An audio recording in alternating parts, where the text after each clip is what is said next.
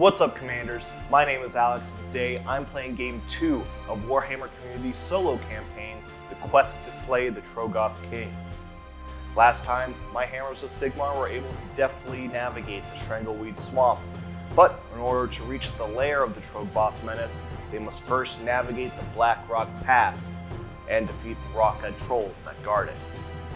Will my Hammers of Sigmar be able to make it through unscathed? Or will the pass claim some new lightning-clad victims? Stay tuned to find out. The Stormcast Eternals hunting party has survived the clash in the Strangleweed Swamp. So, we've got a Lord Arcanum, 5 Sequitors, and 3 Evocators on Dragon Lines. A Lord Evocator did get the Scroll of Condemnation from the last battle, so he will be able to use that against the Rocket Troggoths. In the Clash of Blackrock Pass, the Hammers of Sigmar will face off against a Dankol Troggoth and 3 Rocket Troggoths. This is the board I'll be playing on. It is from the Moonbase Clasis box from 40k. I think it looks pretty good for a kind of rocky terrain. I've got some of these craters, and it also calls for some rocky trees, so hey, why not? We'll reuse some of that terrain. This will alter to give it some flavor. The gist of this battle is the Hammers of Sigmar have to get their general, the Lord Arcanum, to the opposite edge of the battlefield. Now, like the last battle, this terrain does have special rules. If a unit ends within 3 inches of one of the short edges of the battlefield, there's a chance that they can take mortal wounds from falling rocks, on top of all the dangers that they face from the trolls themselves. And setting up like that, again, these Stormcasts need to be set up within 3 inches of the table edge. So they'll be right there. I kind of have the Sequitor standing next to the Lord Arcanum as kind of a bodyguard with the Evocators on Dragon Lines there to provide some Vanguard support. And then the Dankol Troggoth and Rocket Troggoths are 15 inches away from them, ready to party. So like the last game, at the start of the first battle round, we determine who goes first. 1 to 3 goes Hammers of Sigmar. 4 through 6, the Trolls. It looks like the Hammers of Sigmar get the first turn.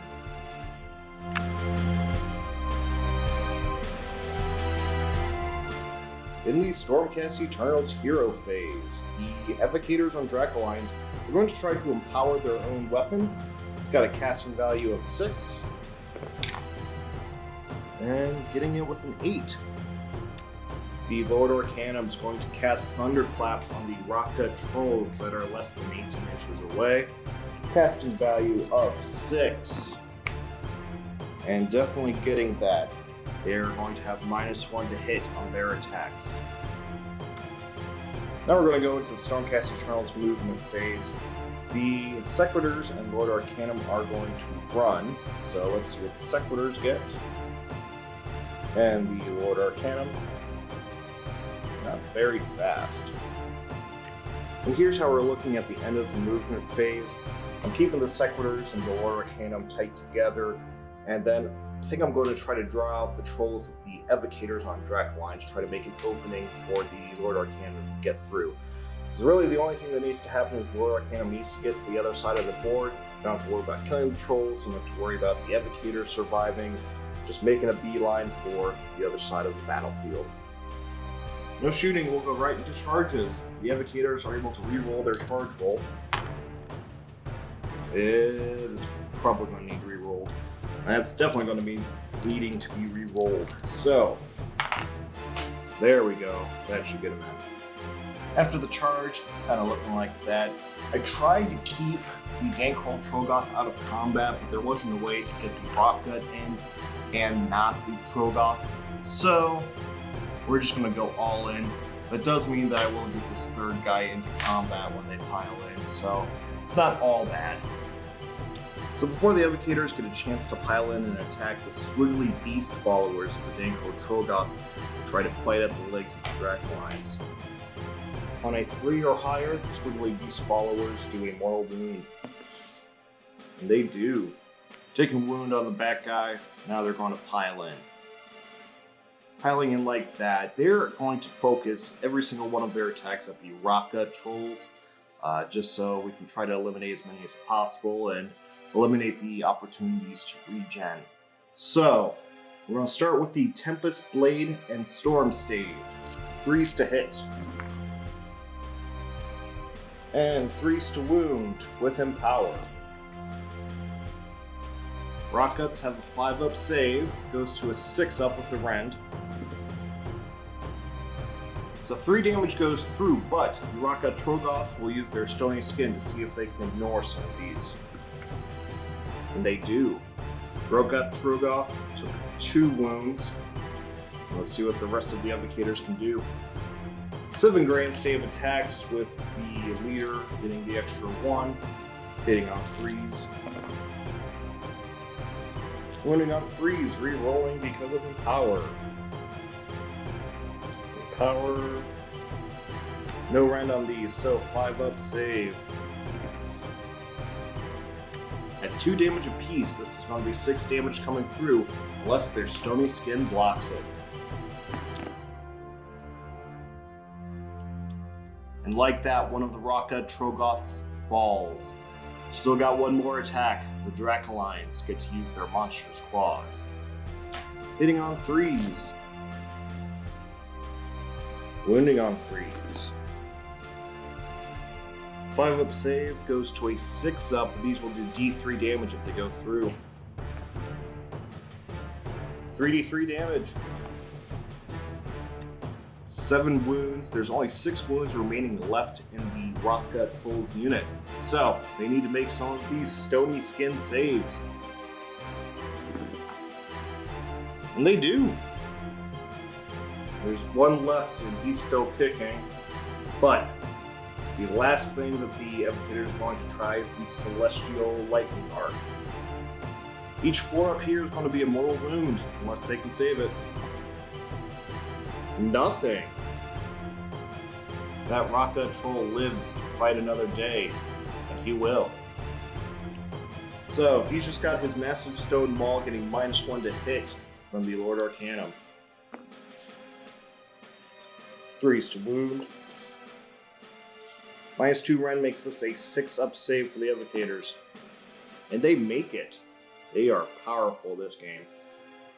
First thing that's going to happen for the Dankold Troggoth's turn is his Crushing Grip attack. If he rolls a 5 or a 6, he outright slays one of these Evocators. Nope. Last thing is the Crushing Boulder Club. 3s to hit. 3s to wound. -2 Rend makes this a 6-up. D6 damage. Ooh. That slays one, transfers a wound to the other, and the one that was taken from the Squiggly Beast followers. And let's finish up the turn with some battle shock checks. Now, the Evocators have Bravery 8, so they're not going to run, but Rockgut Troggoth lost 2 of its brothers, so on a 4 or higher, it's just going to flat out run away. Ooh. It got scared. Now, of note, the Dankold Troggoth does give it +1 to Bravery, but the Evocators give it -1. So, it's at a net 5, 2 models ran, and so did the 3rd. Overall, very good turn for the Stormcast Eternals. The Evocators, while they lost a member, were able to take out that unit of Rockgut Trolls, and the Lord Arcanum is still unscathed. But now it's this guy's turn.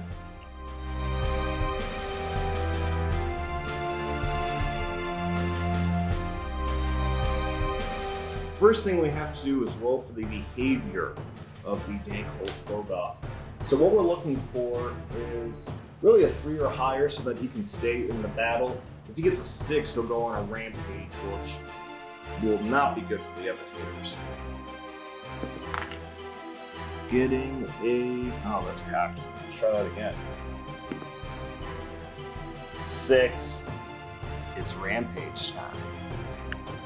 So this means that this unit immediately gets to fight the Evocators outside of combat. And then when it gets to the combat phase, he'll get to a fight again. So looking at the rules, it doesn't say whether or not it gets the Squiggly Beast Follower attacks, but it does say on the Squiggly Beast Followers that it happens at the start of the combat phase. So I'm going to say he doesn't get the Squiggly Beast Followers, he only gets his Crushing Grip and Boulder Club attacks. So let's start with the Boulder Club. 3s to hit. And 3s to wound. -2 goes to a 6-up save. And d6 damage. Ooh, that hurt. And if he's able to get a 5 or a 6 on this Crushing Grip attack, he's just going to win this combat easily. No.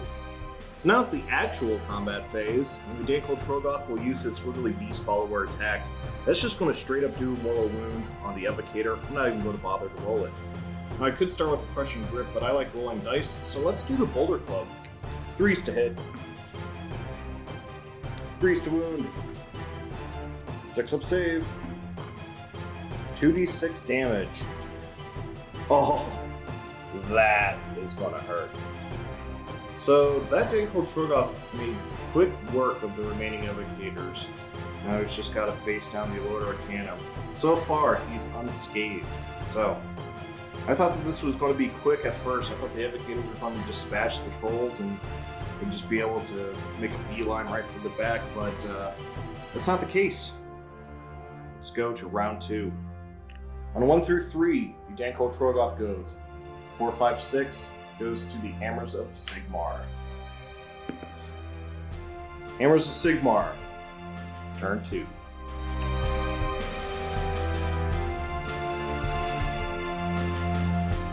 Starting with the hero phase, the Lord Arcanum is just going to fire an Arcane Bolt with Prime Electrodes right at the Danko Troggoth to try to soften him up.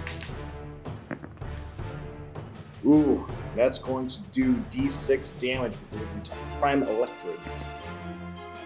4. At 4 or higher, the Danko Troggoth just ignores those 4 wounds though. And he does. His stone skin magically resists. So, the Sequitors are about 10 inches away, so they should be able to move and charge in. I've also got a command point reroll if I really need it. So let's get the Sequitors in, see if they can take out that Danko Troggoth and leave the Lord Arcanum in the back. Moving in like that, let's see how good their charge roll is. That should be enough to get them in. Piling in like that. Now the Danko Troggoth will do his Squiggly Beast Followers attacks, but first I need to decide how the third channeling is going to go for the Sequitors. You can either reroll all failed hits or all failed saves. I think we just need to get this guy down as fast as possible because he can regenerate. So we're just going to empower their weapons to reroll all failed hits. And at 5 or 6, the Sequitors will take a mortal wound. They do not. Starting with 3 Great Mace Sequitors attacking in on 3s, rerolling fails. Here's the fails. 3s to wound. -1 Ren makes the Danko Troggoth's save 5 up. Saved a couple, but that still did 8 wounds. He's only got 2 left, and the Sequitors are not done yet. 2 Tempest Blades coming in. 6 attacks, 3s. So we roll that fail. And 4s to wound. No Ren makes us 4 up. If he doesn't save at least 2 of these, he's gone. He saves none of them. And with that, the Sequitors were able to defeat the Danko Troggoth and leave the Lord Arcanum unscathed. Let's see the results of that battle. Starting with the Evocators, each one is a slain model permanently from that unit. Uh-oh. 1 is gone forever. Next is the events table. A 4. That is, all is silent. There's no further effect. And the last thing that happens is the Lord Arcanum gets a command trait on a d6, getting 5, which is Staunch Defender. Like that, the Stormcast Eternals were able to make it through the Blackrock Pass. The pass did claim one of the Evocators on Draco lines as a victim. They will not be returning for the third battle. But the Lord Arcanum and his hunting party will be able to face off against the Troggoth menace.